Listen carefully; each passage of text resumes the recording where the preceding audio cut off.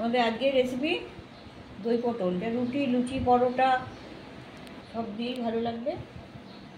পুজো অনুষ্ঠান, নিরামিষ যদি পদ থাকে করবার, তাহলে এই পদটা দিতে পারেন।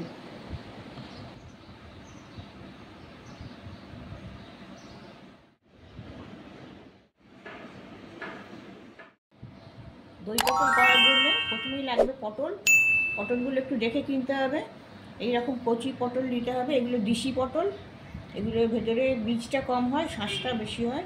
আর চালানি পটলগুলো গায়ের রঙটা ডিপ সবুজ হয় আর ভেতরে বীজগুলো বড় হয়। তো এই পটল দেখে কিনবেন, তাহলে তরকারিটা ভালো হবে। এগুলো আমি খোসা ছাড়িয়ে নেব। এইভাবে পটলের গায়ে একটা করে খোসা রেখে পটলের খোসাটা ছাড়িয়ে নেব। তা পটলগুলো তবে ঠিক থাকবে, তা নাহলে নরম হয়ে গলে যাবে। পটলের খোসাগুলো ছাড়িয়ে নিয়েছি। এবার এই পটলগুলোকে এরকম ভোটাগুলো বাদ দিয়ে দেবো কেটে। এইখান থেকে মাঝখান থেকে একটা চির দেবো, অর্ধেকটা দেবো, সম্পূর্ণটা। আর এই পাশটাও একটুখানি চির দিয়ে নেবো। আর গায়েতে এরকম ছুরি দিয়ে একটু একটু করে কেটে নেবো। এতে কী হবে, মশলা তেল ভালো করে, নুনটাও ভালো করে ভেতরে ঢুকবে। ওইখানে কড়া বসিয়ে 2 টেবিল চামচ সাদা তেল দিচ্ছি। তেলটা গরম হয়ে গেছে, পটলগুলো দিয়ে দিচ্ছি। পটলগুলো ভাজতে হবে। পটল ভাজার জন্য খুব বেশি তেল দেবো না, বেশি তেল দিলে তেলটা কালো হয়ে যাবে। পটলের গাগুলো একটু ভেজে নেব। পটলগুলো ভাজা হয়ে গেছে, আর বেশি লাল করবো না। এবার এইগুলো নিয়ে তুলে নিচ্ছি। আর আমি আরও 2 টেবিল চামচ তেল দিয়ে দিচ্ছি, সাদা তেল। পটল ভাজা তেলটা অন্য জায়গায় ঢেলে রেখে দিয়েছি অন্য কাজে ব্যবহারের জন্য। তুলে আমি একটা তেজপাতা ফোড়ন দিচ্ছি। এতে 2 শুকনো লঙ্কা, 2 ছোটো এলাচ, 2 লবঙ্গ, 2 টুকরো দালচিনি, 1/2 চা চামচ গোটা জিরে। ফোড়নগুলো একটু ছড়িয়ে নেব। এতে কোনো ঝাল লঙ্কার ব্যবহার হবে না, তাই শুকনো লঙ্কা 2 ফোড়নে দিয়েছি। একটু আদা 1.5 ইঞ্চি দিয়ে দিচ্ছি। এখানে আস্তে একটু কমিয়ে দিচ্ছি, পুড়ে যাচ্ছে ফোড়নটা। এতে একটু জল দিয়ে দিচ্ছি।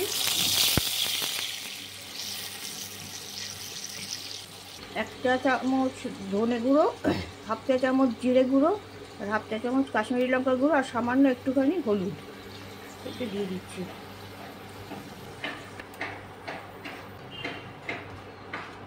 1 চা চামচ চারমগজ বাটা দিয়ে দিলাম। এতে কাজু বাদাম বাটাও দেওয়া যেতে পারে, চিনা বাদাম বাটাও দেওয়া যেতে পারে, আপনাদের পছন্দ মতন দিয়ে দেবেন। মশলাটাকে একটু কষিয়ে নেব। 2 চা চামচ চিনি দিচ্ছি। এটা একটু মিষ্টি মিষ্টি খেতে হবে, যাতে দই অনেকটা পড়বে, তাই দইটাকে একটু ব্যালেন্স করার জন্য চিনিটা লাগবে। পটলগুলো দিয়ে দিচ্ছি। পটলগুলো দিয়ে একটু কষিয়ে নেব। স্বাদ মতো নুন দিয়ে দিচ্ছি। ভাজলেই পটলগুলো মোটামুটি গলে যায়, পটল গলতে খুব একটা বেশি সময় লাগে না। ওভেনের আঁচটা আমি কমিয়ে দিচ্ছি। আমি একটা ঢাকা 2 মিনিট দিয়ে একটু ফুটিয়ে নিচ্ছি পটলগুলো। 150 গ্রাম দই নিয়েছি, আর 1 চা চামচ ময়দা এতে দিয়ে এটাকে ফেটিয়ে নিচ্ছি। ময়দা দিলে পরে দইটা আমি যদি ময়দা দিয়ে ফেটাই, তাহলে এটা আর ফাটবে না, গরমে পড়লেও ফাটবে না। 2 মিনিট পরে ঢাকনা খুলছি। পটলগুলো ভালোভাবে সেদ্ধ হয়ে গেছে, যে জলটা ছিল সেটাও কমে গেছে, তেল ছাড়ছে। এবার আমি এই দইটা ফেটিয়ে রেখেছিলাম, সেই দইটা আমি দিয়ে দিচ্ছি। বাটি ধোয়া জলটাও দিয়ে দিলাম। আমি এটাকে নাড়তে থাকবো। বেশিক্ষণ নাড়ার দরকার নেই, ওই দইটা একটু ফুট ধরলেই আমার এটা হয়ে যাবে। যতক্ষণ না ফুট ধরছে ততক্ষণ এটা নাড়তে হবে, তা না হলে এটা কেটে যেতে পারে। কিন্তু আমি ময়দা দিয়েছি, নাও যেতে পারে, তবুও এটাকে একটু নাড়া ভালো, তলাটাও ধরে যেতে পারে। আমাদের পুরনো বন্ধুরা, আপনাদের কোনটা পছন্দ কোনটা অপছন্দ সেটা একটু কমেন্ট করে জানান। আর আপনারা কি রান্না দেখতে চান সেটাও তারা জানাবেন। আর নতুন বন্ধু যারা আজকে প্রথম ভিডিওটা দেখছেন তারা লাইক করবেন আর সাবস্ক্রাইব করে নেবেন চ্যানেলটাকে। কমেন্ট করতেও যেন ভুলবেন না।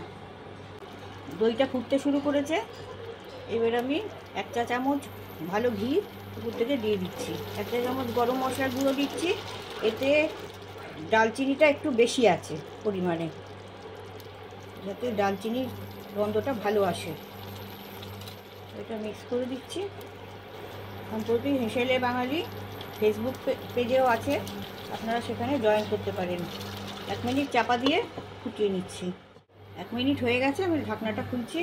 এটা লুচি দিয়ে, পরোটা দিয়ে, রুটি দিয়ে এটা খুব ভালো লাগবে।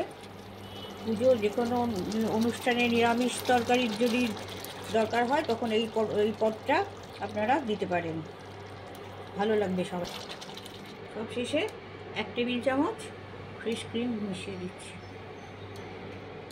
মিক্স করে দিচ্ছি এটা। আর আমাদের ডেসক্রিপশান বক্সে আরও অনেক পছন্দসই রান্না আছে, আপনারা সেগুলো ট্রাই করতে পারেন আর আমাদের কমেন্ট করে জানাবেন কোনটা ভালো লাগলো। আমাদের দই পটল রেডি।